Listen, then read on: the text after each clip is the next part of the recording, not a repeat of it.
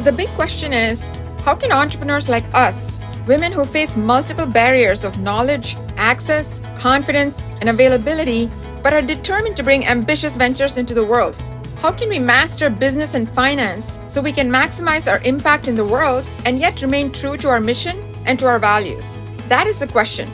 And this podcast will help you craft your own unique and powerful solution to this challenge. Hi, my name is Shubha Chakravarti, and this is Invisible Inc., the podcast for under-resourced women entrepreneurs. How do you go from 0 to 60 in mastering the angel fundraising game? What indicates to your investors that you're a pro and not a rookie entrepreneur when it comes to your startup? What's the one thing angel investors look for in a pitch that most entrepreneurs miss? What small action will get you off to a great start with any angel investor?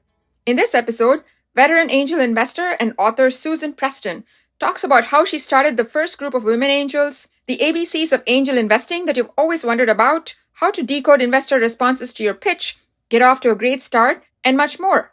Now, here's Susan.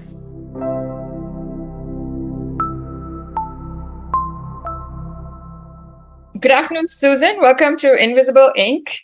Good afternoon. I'm thrilled to be here. We're excited to have you here too. So can we jump in? We have so much to talk about today. Absolutely. Let's do it. So you've had a pretty fascinating journey. You started off as a lawyer and then you became an entrepreneur in residence at the Kauffman Foundation. And now you're the expert on angel investing. What was that journey like? I'm an opportunistic risk taker. I was a partner in law firms. I was also in senior management in companies for many years. Most of my legal career was in senior management in companies. But I was a partner at a major high-tech Silicon Valley-based law firm here in the Seattle area. And during the dot-com boom, I was a corporate securities lawyer. So I was doing a lot of, not surprising during those days, a lot of private placements and a lot of IPOs and so forth. And I would look at the list of the early stage investors and it was all men. And that really irritated me. So I started talking to other women I knew in the Seattle area and asked them, hey, does this kind of bother you as well? And lo and behold, there was a whole lot of people out there that thought it was really wrong that all these early stage investors were all men. They were all taking advantage of coming in early and getting these big rewards. And these are women that are successful at their jobs and have worth and have wealth. So we formed a kind of a cohort to work on it. And I sent out 225 invitations to the first meeting and 175 women showed up. Wow. That's pent up frustration. That really told us right there that we really needed to move forward with this. So that got the hint of sort of the media attention. A whole bunch of other things happened. And that got the attention of someone at Kauffman Foundation who was leading the Kauffman Venture Fellows program at that time. She brought me in and I started running all the programs for Kauffman related to women entrepreneurs. And that was just an amazing opportunity to meet these outstanding, engaging, wonderful, dedicated, driven women all over the world that were there about advancing women as entrepreneurs. It was very heady, a lot of fun. I then started working at Kauffman because we realized we were missing a key component in the financial process. We were focusing a lot on the venture with the education program, the fellows program, but we weren't even paying attention to the angel side, and that was the first money. So really started working on looking at that angel piece. And because I'd started the first all women's angel group in the United States here in Seattle, decided that I would be working on that. So Kauffman actually published my first book on angel investing. And then a couple of years later, Wiley Publishing, Josie Bass Imprint published my second book. Lots of fun doing that, lots of work. That led to other opportunities of teaching and speaking around the world. So I've been to most of Europe, all over Europe and speaking, the Middle East, from Saudi Arabia to Jordan, doing programs anywhere from a few days to 10-day programs and teaching in Australia, South America, India. I've been just all over. And then that led me to be asked to come down and create a venture fund in clean energy down in the Bay Area. So I moved down there and ran a venture fund in clean energy and missed the Northwest. So I came back about a little less than 10 years ago back up here and started Sea Change Fund. So investing up here, doing venture investing up here. Excellent. Fascinating journey. It's a whole other conversation by itself. You talked a little about what led you to angel investing. Mm-hmm. What keeps you there? Just curious. It's a fascination to me. I just love great new ideas, new technology, people thinking outside the box. It's fun. It can be frustrating as well, but hopefully it's financially rewarding. I like to think that I'm pretty good at picking potential winners and then working really well with those entrepreneurs. It is important to support the entrepreneurs. I want to make sure that the audience, as young women entrepreneurs starting on their journey, they understand that they need more than money from their investors. They really need a partnership with them, and they need to use their knowledge, advice, and experiences to benefit them as well. I think those are really important pieces, but it's just fascinating to me. Just a great segue. To someone who's new to the field, has never gotten angel investing before, what do they need to know? What do we need to know about angel investing? The 101. 101. Oh boy. Angel investing has developed over the last 2 decades since I really started getting into this. I would say back in the late 1990s and early 2000s, angels were not nearly as sophisticated as they are today. There are a lot more groups around. So there is more organization around education. There's more organization around due diligence. And I actually think groups are really good for the entrepreneurs because they are people coming together that are looking collectively at making investments. When you're going out there as an entrepreneur and looking at angels to pitch to, I would advise looking for groups and doing your homework on finding the group that matches with you. There are so many angel groups now that are regional or industry focused. And what I really love is there is more and more angel groups as well as small investment funds that are focused entirely on women. So as an entrepreneur, how would I go find these groups? You start looking on the internet. You research. You just start researching and you talk to people. This is a lot of work. You've got to spend hours upon hours doing your own search, going to every resource that you can find. The Angel Capital Association does have some lists of angel groups there, but it is not comprehensive in any way. And then find some of the women angel groups. Like a big one in California, in the Bay Area in San Francisco, is Astia. They're really big, along with another one called Golden Seeds. Golden Seeds actually has a number of chapters around the United States. And they're just, all these women are completely committed to investing in other women and supporting them. That's something that you want to look for. So you don't want to just kind of randomly start going out there and talking to any potential angel. You have to be organized about this. You really do have to do your homework. So not only do you have to do your homework in understanding the audience, the angel that you're going to pitch and whether or not they're even mildly interested in what you're doing, but also your homework in how you're developing your company. We could spend a whole nother series of podcasts talking about how do you properly prepare your company. And this is really kind of reflective because I'm back at the University of Washington now in the MBA program there teaching. I'm teaching in their entrepreneur MBA program right now. So I'm teaching classes on a couple quarters on finance. So that's just one piece of getting ready as an entrepreneur. And there's so many different things you really need to do. And I want these women to do their homework.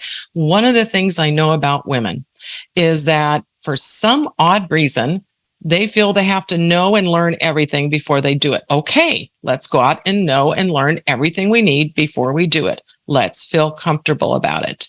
I will guarantee you, as women entrepreneurs, you can learn on the job. Really, you've done it before. You've made new recipes. You've done all sorts of things like that. You can do this too. But go out and get that background in education and learning. Attend pitch sessions. Do all that kind of stuff. So you get to know and understand angel investing and angel investors better and what they're about. The other thing that's really good is to get some advisors. And that's including advisors like it might be your lawyer that you're going to hire someday early.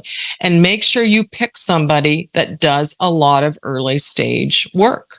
that does work with early stage companies. Do not go to your uncle who does estate planning. Please don't do that. Please. Okay. Go out and find the right one and spend some time with them saying, I just need to understand from you, what's it like in Cincinnati? Here we are. What's the community like? What is the environment like for angel investing? Who are the best people to talk to?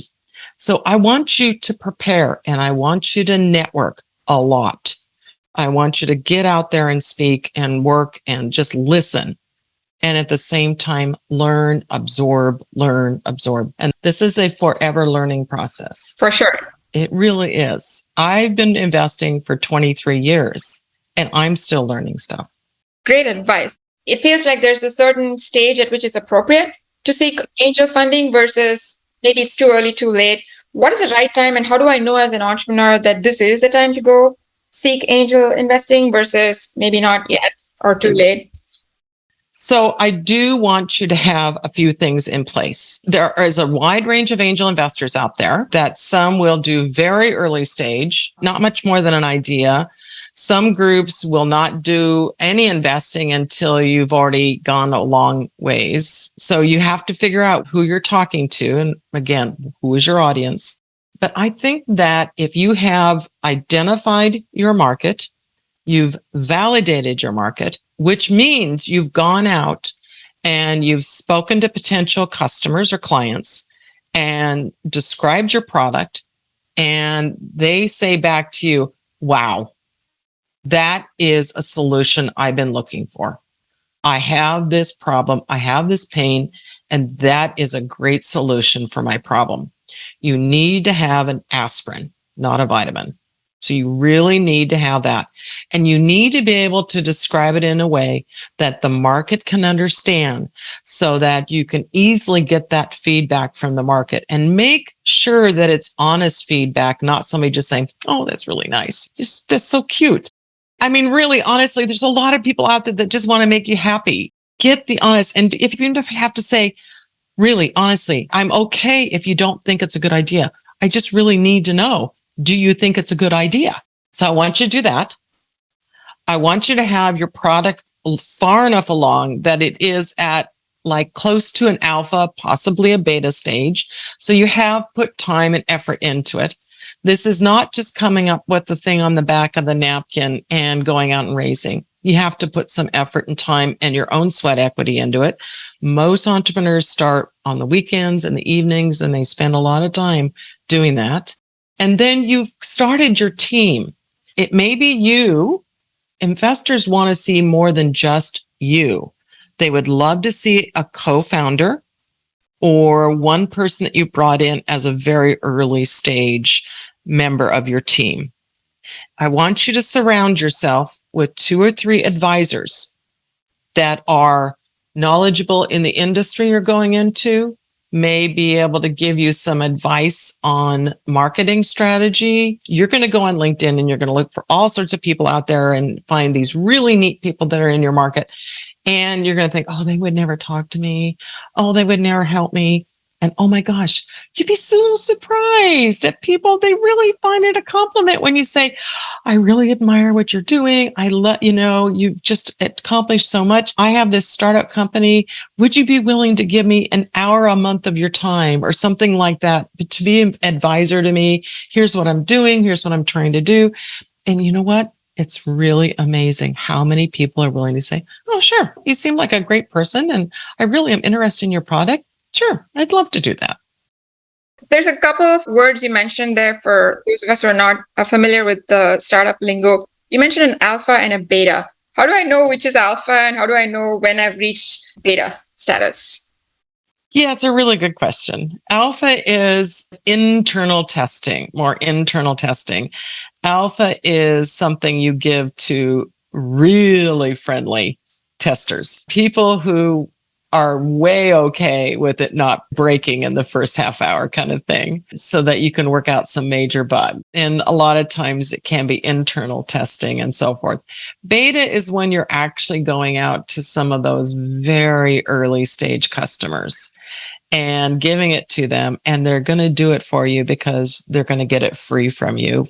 or they're going to get it at 10% of the cost you'll charge everybody else, or something like that. And they're willing to work with you on it.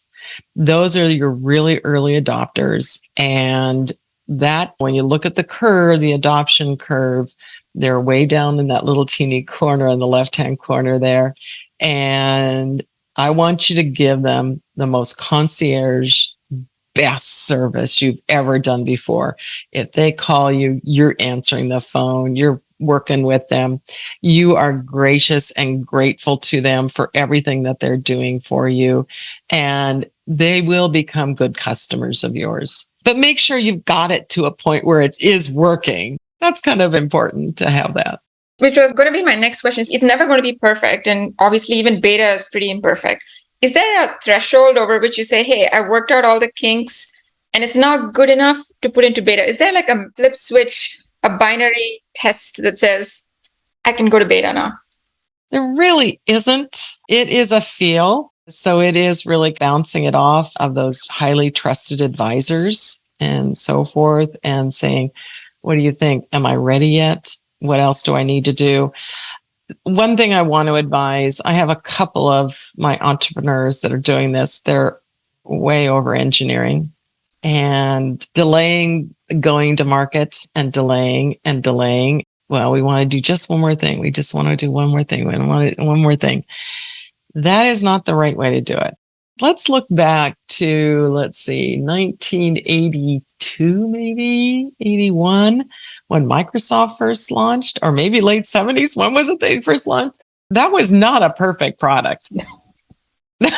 Decades later, so it was not a perfect product. And it was a small market at that time. Think about the fact that what you've got to have is something that is good enough, that it works, and it meets those really crucial points that the market is looking for in your product. And it can clearly demonstrate to even these friendly customers that it is solving that problem for them. That's really important. The UI can be a little on the kludgy side. The UX maybe a little bit further along, but if it just has black and white screen, it doesn't really matter at that stage.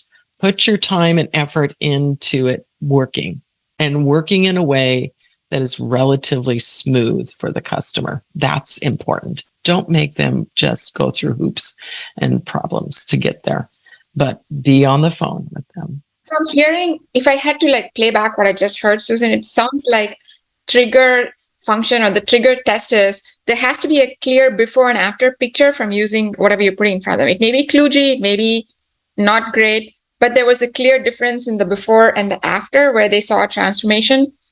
I like that. Because what you're doing is it has clearly shown them that it solved their problem. Yeah, I like that. Yeah. Thank you. Let's put that down, shall we? We will put that down. Thank you.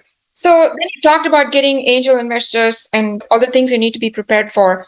Can you give a high level in terms of what does that process look like? So I'm going to go out, I'm going to do all this research. I've got my beta. What are the steps I need to do to prepare for meeting with angel investors? What are the must-haves? I'm going to tell you that there are 500,000 angel investors or 250,000, whatever it is, number now. They're all different, every one of them. And you're never going to find an answer that will fit all of them. You're never going to be able to please them all. You've got to remember that angel investors probably invest in 10% of the companies they see. VCs, 3 to 4%. So remember, there's a lot more no's out there given to companies than there are yeses. So on that basis, not only do I want you to be prepared when you go out and think about going out to your first betas. And by the way, you can go to angel investing before you've gone to beta. It just depends on the stage that the angels are comfortable investing in. Some of them are pre-seed and very happy to invest in the time period and understanding how you're going to get to your beta. Some are a little more risk adverse and want to almost into commercialization before they'll even consider investing. So that's another thing to know about angels. So the process is highly varied. I know angels, I've heard of angels that take 2 hours to make an investment decision and others that take 200. So it really depends on the individual, and it also depends on the group. Now, obviously, I have a slight prejudice toward groups and venture funds. Small micro venture funds are really, in some respects, just and are more approachable and easier to work with than groups sometimes. But with groups or small funds, you're getting an opportunity to pitch to what are real live investors, not people that are kicking tires. The fund is dedicated to making investments. And if you have a room of 70 people there are angel investors there that do invest. So you've got a better chance. You just have to be careful about the people that are just nothing but tire kickers that are just coming there for their own personal enjoyment and entertainment. Make sure that you've vetted. Again, do your homework on your group. What do they invest in? Where do they invest? All that kind of stuff. And get a warm introduction to them. At least for venture funds, they don't invest in things that come over the transom cold. They just don't. It has to come through a trusted resource or some type of prior connection. So that brings up an interesting point, right? Because a lot of the research shows, and I'm sure you've seen this too, is access to networks is a big barrier for women entrepreneurs, and especially if they have intersectionality. So, for example, they're women plus women of color, or they're women plus, I don't know, age, whatever barrier you want to throw in there. So when you don't have access to those networks, how do you then facilitate that warm introduction or avoid that cold call with these people? A couple different ways. One, your lawyer can make them. You're hiring the right lawyer, right? You're hiring the lawyer that represents early stage companies. And part of their responsibility to you, believe it or not, as a lawyer, at least I believe this, as a recovering lawyer, is to help you with the financial hiring or raising finances. Frankly, it's to their advantage, or they're not going to get any more fees out of you. Just think of it practically here. The other one is that a lot of these groups, particularly the ones that are focused entirely on investing in women, are really open, and they a lot of times have programs where potential entrepreneurs can just come and listen. They have office hours where you can just sign up and say, I'd like to just talk to somebody and see where I am, if I'm ready for you guys, what else I need to do. And they're very open about that. I know Golden Seeds does that. I know a number of the other ones will do just these office hours and be open to anybody that would like to speak to them. And it's no longer that 7 degrees to Kevin Bacon thing. It's about 2.5 to anybody, right? So use LinkedIn, use your network, follow the trail. If you speak to one person, say anybody else you can think of to speak to me. You don't have to be pushy about it. Just saying, I really enjoyed speaking to you. If you think of somebody else I can speak to that might help me lead me to this, I'd be really appreciative of it. And then attend events. There are a lot of times open pitch competitions and things like that. And there are people there, and you can just introduce yourself. And really, frankly, just introducing yourself and saying, I've got an idea. I would love to send you some information on it, can almost be enough, so that they've actually put a face to a name. They know they met you prior. You seem to be able to walk and talk and do things at the same time. You sound intelligent. You don't look like an axe murderer kind of thing. So those are the kind of things. It's really hard. And I know it's hard on, particularly for women, because we are balancing so many things in our life. It always helps to have a great partner, which I've always been blessed with. But it's still, we feel the sense of responsibility with children and home and all that kind of stuff. But you got to make time. You got to make time. You already gave me like 2 sources and ideas that I hadn't thought of. So those are excellent. Thank you. Yay. Thank you very much. Yay. So then how do you then figure out how much you should raise? Do you have any kind of rules of thumb, heuristics, any advice on what's a good way to figure out how much you need to raise? Yeah, you need to take my class on entrepreneurial finance is what you need to do. Second best answer.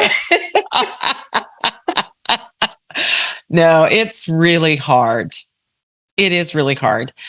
I want every one of those women entrepreneurs out there to learn something about finance. I want to make sure they understand that I'm teaching essentials of finance and entrepreneurial finance at an MBA level this quarter at University of Washington, which is a pretty decent university. I had no background in finance. I was a microbiology biochemistry major.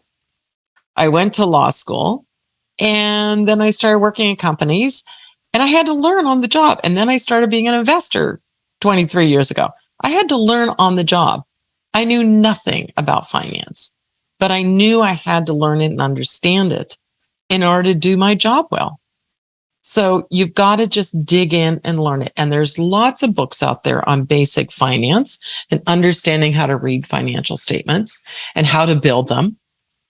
And so what you've got to do, and even if you've got to go out and hire somebody to help you for a few hours, you've got to build some basic financials because you need to ask yourself your question.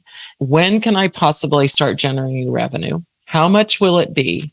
What are going to be my costs? What are going to be my expenses? What are some strategic milestones that I need to hit in growing?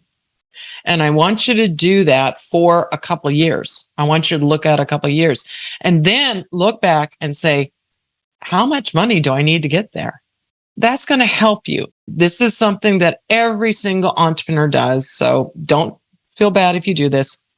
I have this little Tuesday rule that when I look at financials is that entrepreneurs are the highest and most wonderful optimists in the world. And I love them for that. And you have to be an optimist to be an entrepreneur. But here's the practical side. I almost invariably find that entrepreneurs fail to understand when they give me their financials. I look at them, I'm going to say, it's going to take you twice as much money as you say. It's going to take you twice as long as you say to make half the revenue that you say.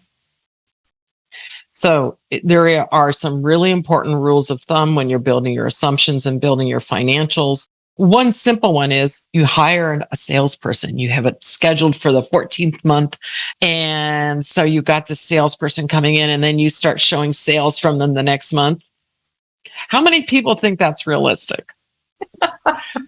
You probably have a lag of a few months at a minimum. Yeah. Oh, at least they've got to learn the product. They've got to learn the market. I mean, they should already have background in that. You don't want to hire somebody that doesn't know anything about it, right? Right. But they've got to work their network. They've got to work the connections you give. This is a process to get in there. And expecting a customer will write a PO like that, it's just not realistic. You got to be realistic about this. And it's okay to ask for more money. Don't try to think this, and this is something else women do. They shortcut themselves on the amount of money they need almost every time. And then guess what? They stretch that money like nobody's business. A woman can stretch more out of a dollar than anybody. So that's great. But don't get yourself backed in a corner where you have to do unrealistic things just to make it. Be realistic about the money you need. I cannot emphasize that enough. And if you want, bounce it off some people, bounce it off some entrepreneurs. That's one of the advisors you want. You want somebody that's been there, done that. You show them your financials and they go, They're going to say that to you. You know, they're going to be like, oh my goodness. Okay, you're really sweet, but let's double and triple these numbers along the way. That kind of thing. Again, it's okay. It's okay to need 2 million instead of 1 million. There is nothing wrong with that. It is not saying that you're a failure. It is not saying you aren't capable. It's in fact saying you're realistic. So what I heard was really two things. One is this weird dynamic where women undersell themselves and yet could be not conservative enough in terms of the 2x rule, right? Where you might still be underestimating the amount of time it takes for you to get to revenue, to become cash flow positive, whatever. And the second thing, which is very interesting, is if you're uncomfortable with the financial aspect of things, I almost heard you lay out a scenario where you're playing it out in your mind, how each of these steps you're going to take is going to play out in the real world so that you imbue a sense of realism into the numbers that you're doing. That's the easy way to get the numbers to be real, to say, okay, I hired Joe or whoever to become the salesperson. What's happening in February, right? I hired him in January. What's happening in February? And that helps you think through, okay, can I really put a sales number for my February projections versus March or April? Is that fair? Yes, it is fair. I will say that the 2Z rule applies to every walking human entrepreneur on the face of the earth. So that is a universal rule. I don't care who you are.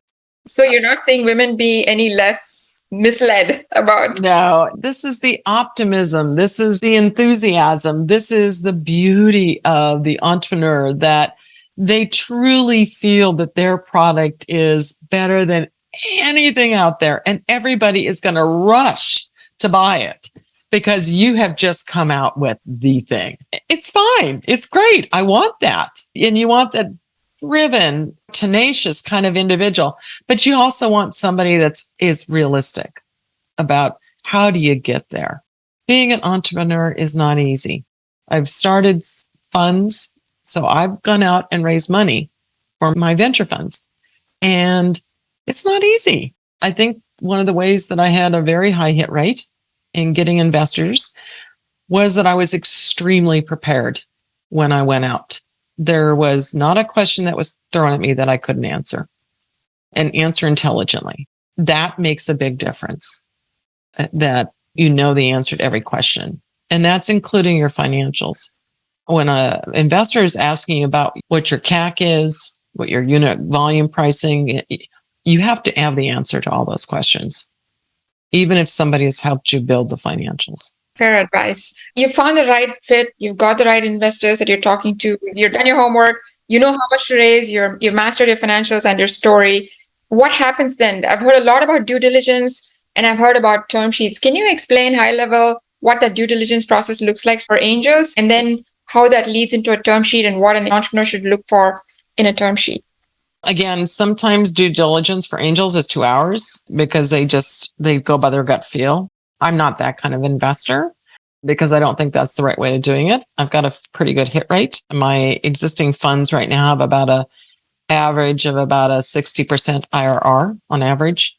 So we're doing okay, but it is an involved due diligence. It's a rapid due diligence because it's a lot of hours that are put in behind the scenes, but we're still going to go through all the process. So we're going to spend a lot of time talking to the entrepreneur and the team. We're going to do our own market analysis. We're going to talk to our own market experts. We want them to thoroughly explain to us the product, their go-to-market strategy, their business model, the competition. And by the way, everybody has competition. Heard that one. That is a massive turnoff for an investor. If somebody says, oh, I don't have any competition. And it's like, okay, you need to come back to the same planet I'm on and figure it out, because you're clearly, competition is not in your eyes. It's in the market's eyes.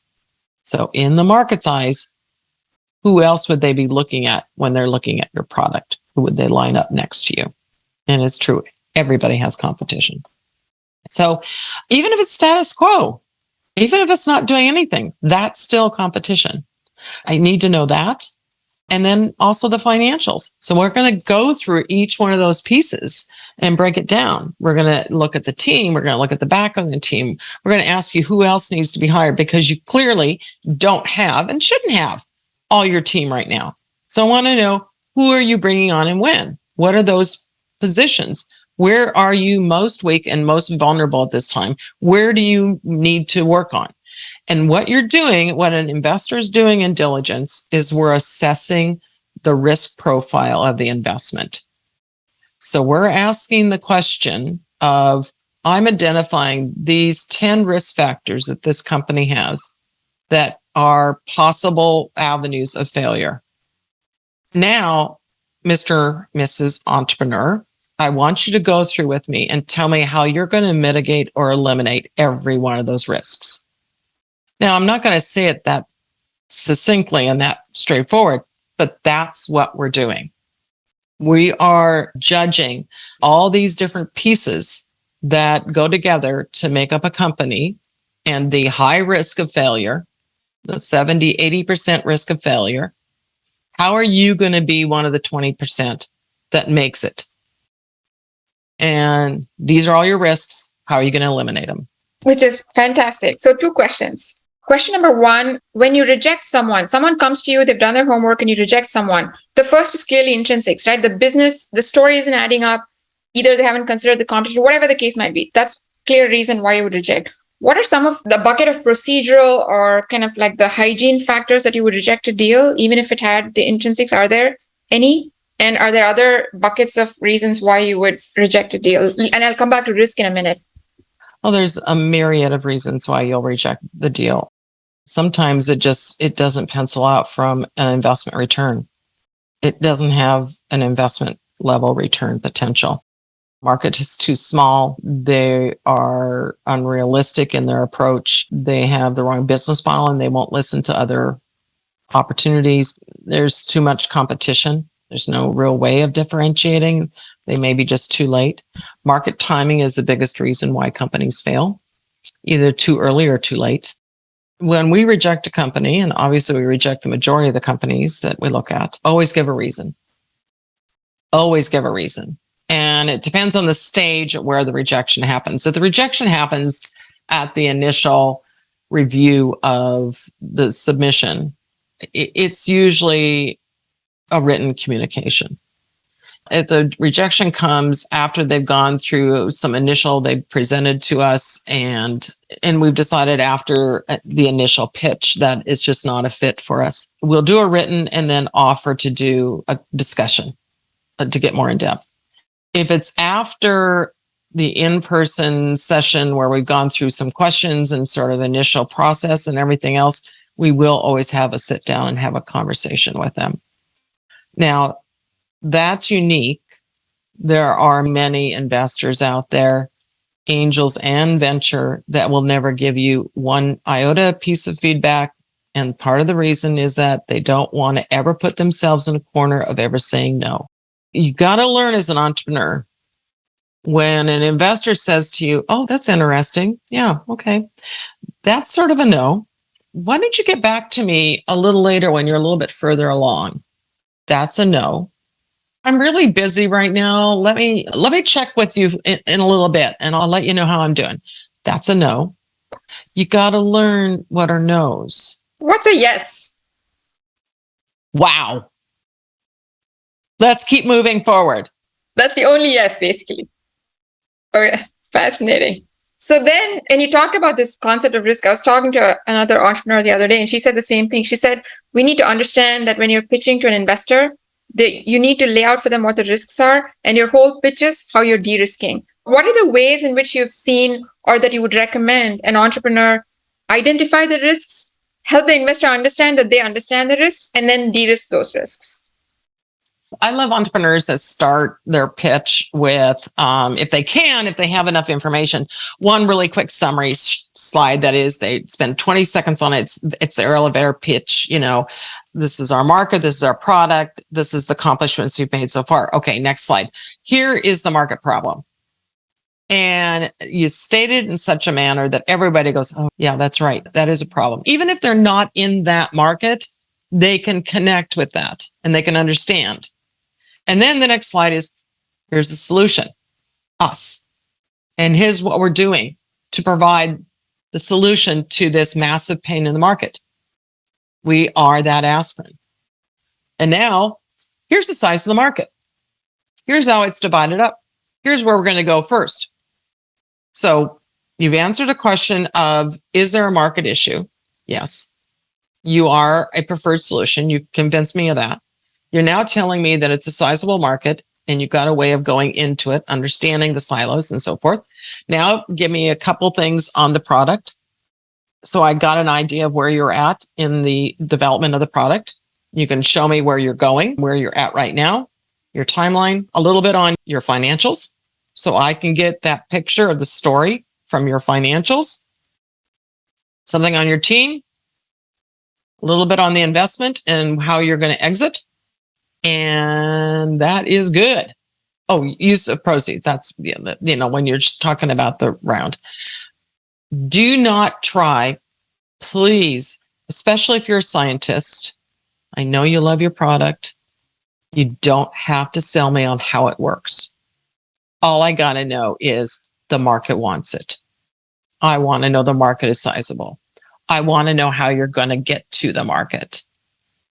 I want to look at your financials, your high level financials, and what's your team right now, and how are you going to build out this team? Those are the things that I want to know in that pitch. There are so many entrepreneurs out there, when you say you got 10 minutes, they go, I cannot do it less than 30. And I go, yeah, you can. Because if you can't do it in less than 30, you're never going to win a customer. You're pitching, you're selling yourself, you're selling your company. This is a sales pitch. So think of it in the way of a sales pitch. What do you need to do to initially hook me so that I say, I want to learn more? That's what that initial pitch is for, to bring me to that point where I want to learn more. And to that point, you talked about the IRR that your funds are earning. You talked about the fact that this is an investment, basically. I'm not marrying the entrepreneur, obviously, as an investor. A little bit, yeah. A little bit, but it's really about the investment, right? It's really about the returns. Is there anything that the entrepreneur needs to do to explicitly address what the returns would be for an investment that an angel investor would make? Or is that something that's out of their competence and should let the experts deal with it? Should they even bring it up? Oh, yeah. I mean, if they can do that, that's fine, particularly when they're talking about their exits. I love market examples, and most companies exit by acquisition. So give me some examples of companies that have bought other companies similar to you or in your larger industry. So I can see that ABC company bought XYZ for $250 million. Be sure that you can show those things. Because one of the other bad things is that if you are developing a product into a market that has a few incumbents, big incumbents in it, and they don't acquire companies, they only do internal development. Well, how exactly are you going to grow? How are you going to sell? And so just really understand those things. I remember when I was doing clean energy work, and I had a couple of people come to me that were talking about improvements in HVAC systems. So heating, ventilating, air conditioning systems. And they were talking about this new way they're going to do it. And yes, it'll be priced 10% more, but it'll use 1/10 of the power and blah, blah, blah, blah, and all that kind of stuff. And, we're priced higher, but, everybody's going to want it because of that. First of all, that's not true, unfortunately. But the other thing is, I said, do you understand how the large incumbents, where they make their money? Well, yeah, they make it on selling these systems. I said, nope, they don't. They make it on the maintenance. If you don't even understand how the market works that you're trying to sell into, you've got a big problem. Because what that tells you is that those big incumbents out there, and this is true in a lot of industries, they will sell that product itself with a 5% margin on it. Because they have 70% margin on the maintenance. So you've got to know and understand how your market works. And there are a lot of entrepreneurs that just crash and burn because of that. And they're not going to make it because they don't understand the realistics and the realities of how their market actually functions. Are they working through distributors? Now, I want you to do direct sales to start with. It may be the reality is that you've got to go through distributors and the third parties, and most markets have that. So it's really tough to try to get people to understand that it's not simple. It's not just holding up and go, I've got a great product, I'm now going to go out into the market. It just doesn't work that way. And my sense is that if you do look at exit options and strategies and comparables, you will find out a lot of these things because you'll have to understand who bought them and why, right? So yes. Almost like another benefit of having to find that, it sounds like. Yeah.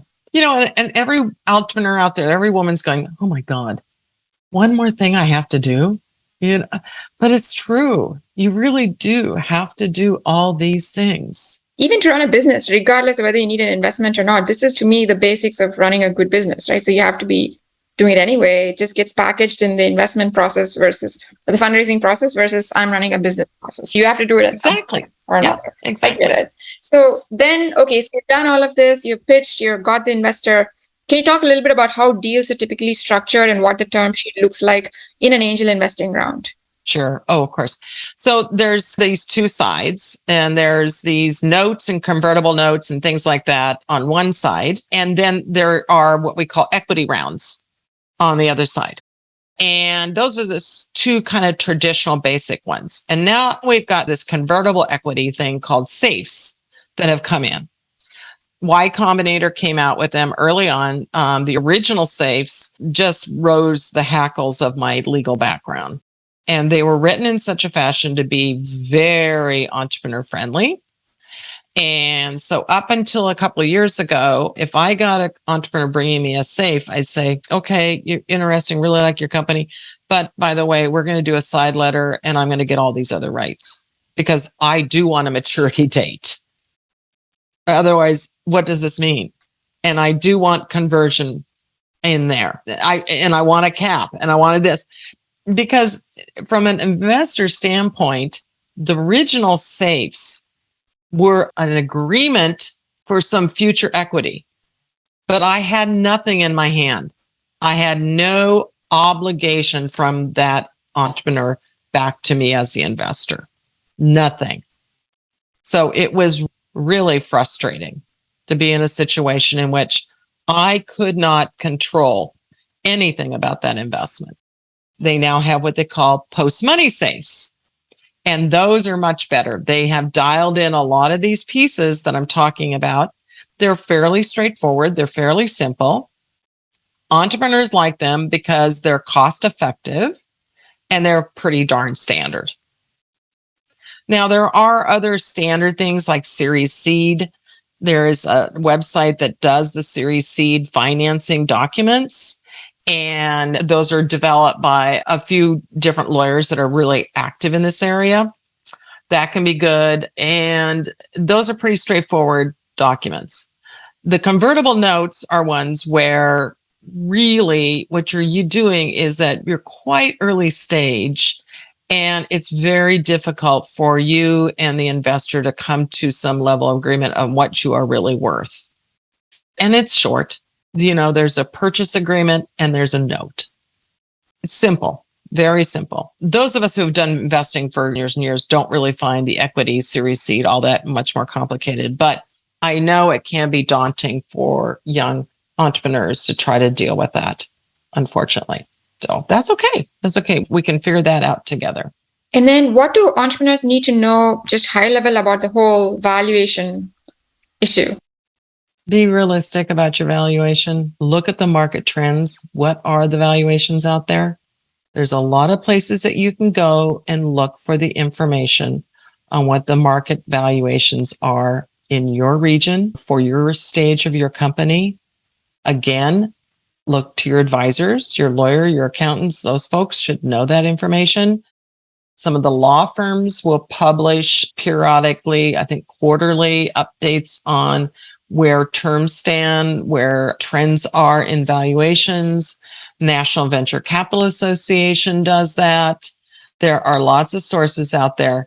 So this is every single thing that you're going to do and everything that you're making a decision about, go research and get some information on it. Don't just walk into it blind. It is worth the research. It is, because really a lot of times it just raises more questions that make you sound intelligent. And that is one of the other things I want to make sure that our ladies out there do this, is that when you're stepping into due diligence, one thing you can do that will just wow your prospective investors is have your deal room already set up, and have it set up with your articles and your bylaws and your board minutes and your marketing analysis and all those kind of things. Have it already in there. Have it already set up. So if they say, well, when can you get me a deal room? And you can say, oh, I can just give you a link. I've already got set up. And they'll go, oh, wow, now you're organized. That'll impress people. We'll make sure we highlight there. So you go through this process. You talked about a lot of the deal structures and the valuation. And I know that you have to have a good advisor, so we won't go too deep into that. There are professionals who deal with that. But let's say you've nailed down your funding, you've gotten the money and everything's going along. What tips would you give in terms of maintaining that relationship with your angel investor post-funding? Regular updates. They may want to be more involved. They may say, I'd really like to work with you as an advisor. They may be a board member for you. But if they're just a relatively passive investor, I still want you to do quarterly investment updates for them. The best way to keep them going as a follow-on investor for you, because you will need more money, is to talk to them about how it's going. And you can talk about the good and the bad.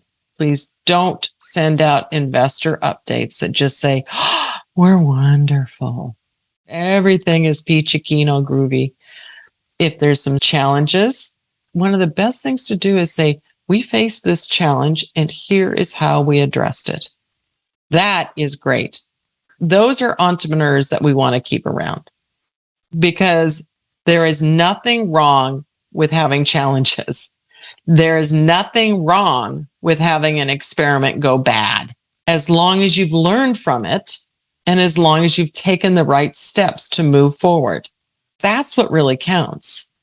And if you're having issues, reach out to one of your investors and say, I'd like to talk through with you on this. Know your investors' backgrounds so that you can reach out strategically to them and ask them.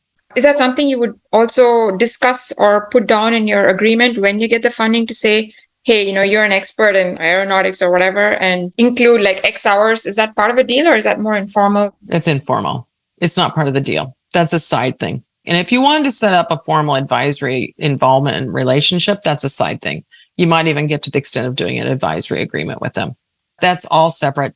Keep the financial documents just about the financials. Perfect. So moving and changing gears very slightly, I was just fascinated that you founded the first Women Angels group in the United States. That's fantastic. Is there anything different or any advantage for women entrepreneurs reaching out to women angels? Is there anything noteworthy there that you'd like to talk about? Yeah, I think it is great. In 2004 or 5, we did an assessment at Kauffman on the number of groups out there supporting women, and there was like 10. And I did an assessment a few years ago for a program I was working at, and I just kept going. When I got to like 60 logos, I kind of went, can't fit any more on the page. So there's lots and lots of groups out there, and amazing women that want to help other women and are interested and understand how women entrepreneurs think, understand how to support you. And also, a lot of times, understand your product and your market better. And is there a central resource that that a woman entrepreneur can access for a full listing of these kinds of women's groups? Or is that something that they'd also have to do as part of their homework? Yeah, I don't know of any. Angel Capital Association has some, but they don't differentiate men and women. They do have a women's focused investor group there, but Astia is huge. Astia has been supporting women entrepreneurs for a long time. And then there's the very active groups like Golden Seeds and others, Phenomenal, Bell, All Street Broads. There's just a lot of them out there. And actually, I think that if you do a search, just say women focused investment angel investors, there are enough articles that have now been written following a lot of these groups that I think you can come up with a list of 20 or more. And that's a great start. And they will also know, because they're active, they'll also know some others that are necessarily in your region where you are, but also that may be focusing entirely on the market you're in. So one venture fund, and don't forget, it's not just angels, it's small venture funds as well. One of my investors has started her own venture fund along with a friend of hers out of New York. They focus entirely on women health issues. That's it. Female health issues and entrepreneurs developing products around that. There's no shortage of issues for us, is there? Unfortunately.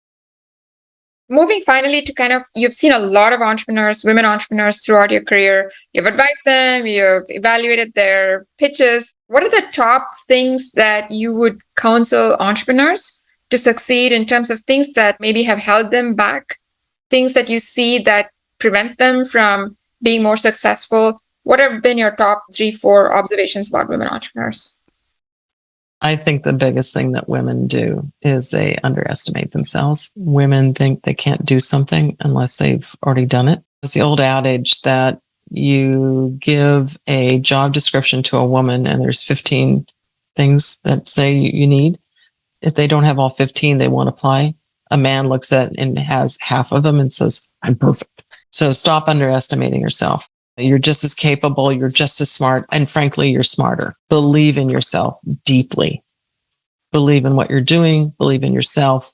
And don't let things get in the way.